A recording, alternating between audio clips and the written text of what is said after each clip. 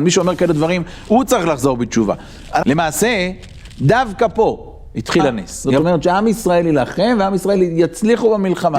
אז בואו ניכנס למצב הזה, זה מפחיד. ואם כל המועדים יהיו נבטלים, ימי הפורים לא נבטלים, למה הם לא ייבטלו? מה מיוחד ימי הפורים יותר מחגים אחרים? כי כל שכביכול לשנות את הטבע, זו עבירה. עכשיו, ישנו מצב שלפעמים צריך לשנות את הטבע. אנחנו נמצאים בסייעתא דשמיא בפרשת ויקרא, ופה מתחיל בסייעתא דשמיא תורת כהנים, חומש הקורבנות, ומתחילים מה שנקרא להקריב קורבנות בבית במשכן, במקום השראת השכינה. אני אתחיל עם רעיון ששמעתי על פרשת פקודי, והוא רעיון שאנחנו בתור יהודים שמנסים בכל אופן לדבר על הנושא הזה, זה מחזק אותנו מצד אחד ומחייב אותנו מצד שני.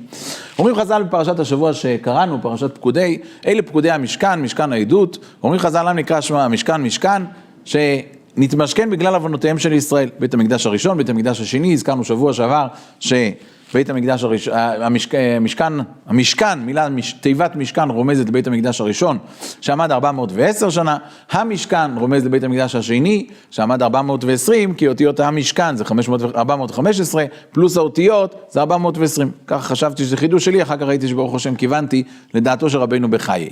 אז נשאלת השאלה, אם הקדוש ברוך הוא משכן את בית המקדש, הוא משכן אותו, זאת אומרת הוא לקח משכון, למה הוא לא מחזיר? הרי ישנה מצווה בתורה, שכאשר באדם לוקח משכון, אז הוא מצווה להחזיר. איך ייתכן שהקדוש ברוך הוא לקח משכון, ולא מחזיר את המשכון? העיר לי יהודי, העיר באלף, לדברי בת התולדות אדם מאוסטרובה. אחר כך שמעתי שזה וורט שרב זלמן מוולוז'ין, יש את הוורט, כל וורט טוב, אומרים אותו בכל מיני שמות, בכל מיני מקורות. הוא אומר כזה דבר, אם המשכון, בעל הבית צריך את המשכון, אז ודאי שישנה מצווה מן התורה להחזיר את המשכון. כתוב פסוק שלא תשקע באבותו כי איש עני הוא וכולי, הוא צריך את הקר. אבל אם זה מיותר מבחינתו, אז אין מצווה להחזיר את המשכון. רחמנא ליצלן, אם בית המקדש זה מיותר מבחינתנו, אז זה מחכה. הקדוש ברוך הוא אומר, רבותיי, לא חשוב לכם? שהם ישמור, תחכו, חלילה וחס. התפקיד שלנו זה לחזור ולהגיד את זה עוד פעם ועוד פעם ולחדד את זה בלבבות שלנו. זה חשוב לנו. זה חשוב לנו ברמה שלא זה כאילו, זה לא פינוקים. זה לא עוד משהו שאנחנו יכולים להסתדר גם בלי זה. ואם יהיה גם בית המקדש. לא, אנחנו צריכים להבין שזה משהו מאוד מאוד מהותי. והראיה, אנחנו בעזרת השם בסייעתא דשמיא מתקרבים ליום הגדול, ימי הפורים, והפסוק אומר לנו ככה, שאחשוורוש אומר לאסתר, מה הוא אומר לה? עד חצי המלכות. אומרים, דורשים חז"ל, מהר זה חצי המלכות, זה בית המקדש. זאת אומרת, גם אחשוורוש, למשל בכיפה, ידע שבאותו רגע שיש לעם ישראל בית המקדש, אז הם מסודרים בכל הדברים, הם לא צריכים אותו, הם מסודרים, הם עוקפים אותו מימין, מה שנקרא, ולא צריכים אותו בכלל. אומר אחשוורוש, אני מוכן לתת הכל, עד חצי המלכות, עד בית המקדש. כי ברגע שיש לעם ישראל בית המקדש, במקום השראת השכינה, במקום שלהם, אף אחד לא יכול לשלוט עליהם, אבל אחשוורוש פחד מהמצב הזה. עכשיו, יש הרבה יהודים שרוצים לדבר על זה, ורוצים להתחזק בזה, אבל לא כולם מוכנים לשמוע בנושא הזה. אז אני רוצה לחזק פה דבר, לעורר פה דברים של הכלי יקר בפרשת השבוע שלנו. אומרים לכם חז"ל הפסוק, אדם כי יקריב מכם. נשאלת השאלה, למה התורה משתמשת במילה אדם, ולא במילה איש, או כי תקריבו? אומר רש"י דברי חז"ל, שאדם כי יקריב מכם, כמו שהאדם הראשון לא יקריב מן הגזול, ככה גם אתם אל תקריבו מן הגזול. פשט אחד. אומר הכלי יקר, נראה לי עוד פשט להגיד, שאדם הראשון, כאשר הוא יקריב קורבן, מישהו יסתכל עליו? זאת אומרת, האם הוא עשה את זה בגלל שמישהו מסתכל? האם הוא חיכה למה שנקרא בשפה של ימינו לפידבק? מה הציבור אומר, איך התגובות, איך זה מצטלם, מה יגידו בעיתונים, מה יגידו פה, מה יגידו שם? לא, הוא יקריב קורבן כי זה מה שצריך לעשות. התשובה היא גם בענייננו, אדם כי יקריב מכם, אומר הכלי יקר, כאשר אתה מקריב קורבן, תקריב קורבן לשם השם, אל תעשה חשבון מה שפלוני מסתכל, מה שאלמוני מסתכל, תעשה אתה את מה שצריך לעשות, ואז אדם כי יקריב מכם קורבן לשם. יסוד הדברים בעצם ניקח אותו גם למה שאנחנו אומרים, אתה יהודי, כל יהודי יש לו תפקיד, וכל יהודי צריך לבקש את זה, כי זה מה שכתוב לנו בפסוק שאנחנו צריכים לעשות, אדם כי יקריב מכם, אנחנו רוצים שבית המקדש ייבנה, אנחנו צריכים להסתכל בהתייחסות של אדם. כביכול, אתה, פלוני, בן פלוני נמצא היחיד בעולם.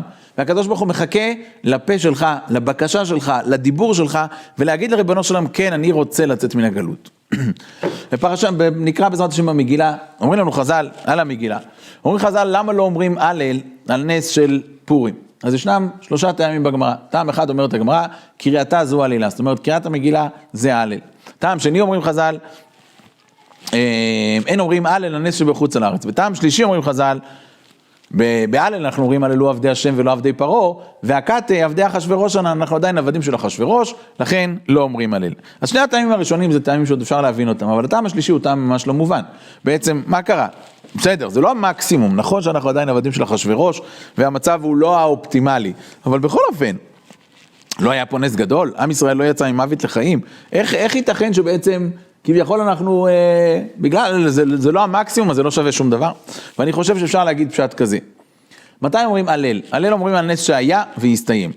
כביכול, יצאנו ממצרים, היה יציאת מצרים, הסתיים האירוע, אומרים הלל. קיבלנו את התורה, אומרים הלל. נס, אירוע שהיה והסתיים, אנחנו אומרים עליו הלל. אבל אירוע כזה שהוא אירוע שהוא עדיין לא הסתיים, לא הגיע הזמן לומר הלל. מה היה אצל אחשוורוש? אצל אחשוורוש היה הנהגה של נס בתוך הטבע. זאת אומרת, המלך הרג את המלכה, והמלך בחר מלכה חדשה, ואם מישהו היה נכנס לבית הכנסת, היה מדבר על זה, לא מדברים, לא צנוע, וכולי, וכן על זה הדרך. סיפורים בתוך הטבע, הנהגה פשוטה בתוך הטבע. ובסופו של יום, כשאתה מסתכל אחורה, אתה אומר, זה היה פה, וזה היה שם, וזה היה ככה, הכל בסופו של דבר היה חלק מהתוכנית. היסוד הדברים בעצם אומר ככה, שההנהגה של הקדוש ברוך הוא היא הנהגה של טבע. העולם בעצם אמור להתנהל בתוך הטבע. על זה אומרים חז"ל, הקטה עבדי אחשוורוש ענן. זאת אומרת, ההנהגה הזו של ניסים בתוך הטבע, אנחנו עדיין בתוך ההנהגה הזו. ויכול להיות שזה מה שכתוב בדברי חז"ל. ואם כל הפורים אם כל המועדים יהיו נבטלים, ימי הפורים לא נבטלים, למה הם לא ייבטלו? מה מיוחד ימי הפורים יותר מחגים אחרים? כי כל המועדים היה ניסים מחוץ לטבע, אבל ימי הפורים זה ניסים בתוך הטבע, וההנהגה הזו הקדוש ברוך הוא רוצה להמשיך את ההנהגה של הטבע. כתוב, המהר"ל אומר דברים מבהילים של הקדוש ברוך הוא. הקדוש ברוך הוא הכתיב בעולם טבע, והוא הכתיב בעצמו, שכביכול לשנות את הטבע, זו עבירה. עכשיו, ישנו מצב שלפעמים צריך לשנות את הטבע, כמו שלפעמים צריך לעבור עבירה כדי להציל מישהו, פיקוח נפש, דוחה שבת אנחנו יודעים וכו'. אז יש מצב שלפעמים עושים עבירה כדי לעשות משהו יותר טוב. אבל בכל אופן, ההנהגה הבסיסית של העולם, זה הנהגה של טבע. אז כל הניסים שהיו לעם ישראל, זה ניסים דווקא מחוץ לטבע. אבל פה, בימי הפורים, זה הנהגה של ניסים בתוך הטבע. וזה קשור מאוד מאוד למה שאנחנו רואים, לעניין של הגאולה. כי חז"ל הקדושים אומרים לנו, במסכת מגילה, שהלכו שני אמוראים קדושים בבקעת ארבל, וראו איילת השחר שבקע אורה, זאת אומרת, הם ראו את הזריחה. ואז אמר אחד מהם לחברו, כך היא גאולתן של ישראל קימה קימה, ומביא את הפסוק במגילה שבתחילה מרדכי רכב על הסוס, ואחר כך, והמלך נתן לאחשוורוש את בית המן, ובסוף ליהודים הייתה אורה ושמחה וששון ויקר. זאת אומרת, זה הלך בשלבים. אומר, בבבלי זה מופיע ככה, כך היא גאולתן של ישראל. אבל בירושלמי זה מופיע קצת שונה. ושם כתוב, כך תהיה גאולתן של ישראל. זאת אומרת, זה מפורש, מתייחס למה שיהיה בעתיד, באחרית הימים, כמעה, כמעה, כמעה. וכל מי שעיניים בקודקודו רואה שהתהליכים קורמים אור וגידים לנגד עינינו, עוד שלב ועוד שלב ועוד שלב ועוד שלב, והכל בתוך הטבע, ואתה חושב שפלוני עשה את זה ואלמוני עשה את זה, והמדינה הזו החליטה ככה והמדינה הזו החליטה אחרת, והקדוש ברוך הוא מנהל את העולם שלו בתוך הטבע. הקדוש ברוך הוא מנהל את העולם שלו בתוך הטבע, בתוך הטבע שלנו. זאת אומרת, בתוך העולם הגשמי, בתוך הזה, צבא פה וצבא שם וכולי, והדברים הולכים וקורמים אור וגידים. כבר הזכרנו את דברי הרד"ק, שעל הפסוק הידוע במלחמת גוג ומגוג, ויצא השם ונלחם בגויים כיום מלחמו ביום קרב, שזה לכאורה פסוק שכולנו מבינים שכל הבשר ודם ישבו בצד, והקדוש ברוך הוא ילך ונלחם בגויים ביום ההוא כיום מלחמו ביום קרב. אומר הרד"ק על הפסוק הזה, שיתעצמו ישראל במלחמה. זאת אומרת שעם ישראל ילחם, ועם ישראל יצליחו במלחמה. אז שוב, אני לא נכנס פה לשאלות מעם ישראל, מדינת ישראל וכולי, אני רק מאמין בדבר אחד ויחיד. אני מאמין שלקדוש ברוך הוא אין טעויות, ולקדוש ברוך הוא אין פספוסים, ולא בורח לו שום דבר, ולא קמה לו מדינה מתחת אף שהוא לא חשב על זה, ופתאום הוא נרדם, וכאילו כמה צמחה לו מדינה רחמנא ליצלן. מי שאומר כאלה דברים, הוא צריך לחזור בתשובה. אנחנו יודעים שהקדוש ברוך הוא, יש לו תוכנית, ואם הוא בנה ככה, אז כנראה, זה ככה זה צריך להיות. אם זה היה רצוי מבחינתנו שזה יהיה ככה, אולי צריך להיות בצורה יותר טובה, יכול להיות אבל בכל אופן, ברור שהדברים פה הולכים עם תהליך, עם תוכנית אלוקית ברורה. כי בוא, בדיוק כמו שהיה במגילה, גם שנראה לך שזה הנהגה של טבע, וגם שנראה לך שבאותו רגע הכל דפוק, דווקא משם מגיע הישוע. ישנו יסוד עצום, ששמעתי אותו בשם הרב מזידיצ'וי מביתר, אני חושב שהדברים כבר קדומים, אבל דברים נפלאים. ידוע שבעצם המגילה לא מוזכר שם השם בשום מקום בצורה ברורה. שם השם מוזכר תמיד רק ברמזים. המקום היחיד שם השם מוזכר בצורה, מה שנקרא, לא יודע אם היחיד, אולי יש עוד מקום שזה מוזכר, זה המילים יבוא המלך והמן היום. ראשי תיבות של יבוא המלך והמן היום, זה י' ק' ו' ק', זה בעצם שם השם בצורה הרגילה, כסדרן, מה שנקרא צורה של רחמים. הוא אומר, בוא נשים לב, כשאמרו את הפסוק הזה, מה היה הסיטואציה? בואו ניכנס למצב, זה מפחיד. מה היה הסיטואציה? הרי בעצם עם ישראל יודע שהמלכה זאת אסתר. אז כאילו מי בעצם, מה התקווה שלנו, מי יעזור לנו? אסתר, שהיא אחות לנו בבית המלך, היא זו שתעזור לנו. מה קורה? אסתר הולכת ומזמינה את אחשוורוש לסעודה. מה קורה באותו רגע? מה עם ישראל אמור לחוש? גם אסתר המלכה, שהיא מכוחותינו, מה שנקרא, משתפת פעולה עם האויב. אז זאת אומרת, באותו רגע זה המצב של שיא השפלות, שכביכול, הנה, אם חשבנו שעוד יש לנו איזושהי תקווה, ואם חשבנו שעוד יש לנו איזשהו מקום להצליח ממנו, גם אסתר המלכה משתפת פעולה עם אחשוורוש. יבוא המלך והמן היום אל המשתה.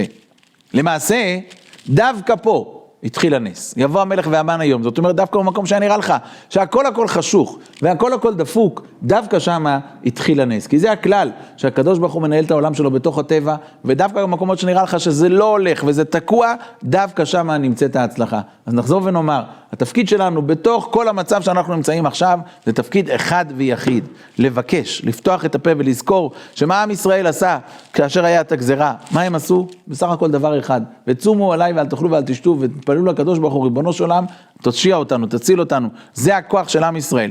כתוב בספרים, שמשה רבינו אמר למרדכי הצדיק, אתה תתאמץ בתפילה מלמטה, זאת אומרת כביכול, תן לי כוח כדי לפעול, לבטל את הגזירה, על ידי הדבר הזה שנקרא כוח התפילה. אז יש לנו את הכוח בפה, ליהודים הפשוטים, כן, של 2024, וכמו שאמרתי, בכוונה אני אומר 2024, יהודים שנמצאים בתוך הגלות הזו, עם כל הניסיונות ועם כל הקשיים, יש לנו את הכוח, כי הפסוק מתייחס מפורש עלינו.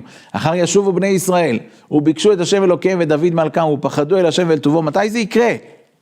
בזמן של התנאים, של האמוראים? לא, באחרית הימים. אומר רש"י, אחר ימי הגולה, עם ישראל ישוב מן הגולה. אומר התרגום שלנו לישראל, בן עוזיאל, עם ישראל יתכנס מן הגולה, יעוין בדבריו, זה פשוט כאילו רים לעיניים, הוא כותב מפורש מה איפה שאנחנו נמצאים, התכנסו מן הגולה, וכפי שהערכנו במאמר, שנקרא ציפית לישועה יקרים מפז, על העניין של התקיימו דברי הפסוק, וישבתי כל מסוסה, חגה, חודשה ושבתה וכל מועדה שכבר התקיים לנגד עינינו, ואנחנו מייחלים לריבונו שלנו, ריבונו שלנו, אנחנו בסוף כבר, אחר ישובו בני ישראל, וביקשו את השם אלוהיכם ואת דוד מלכם, ופחדו אל השם ואל טובו באחרית הימים. הצלחה וברכה, בשורות טובות.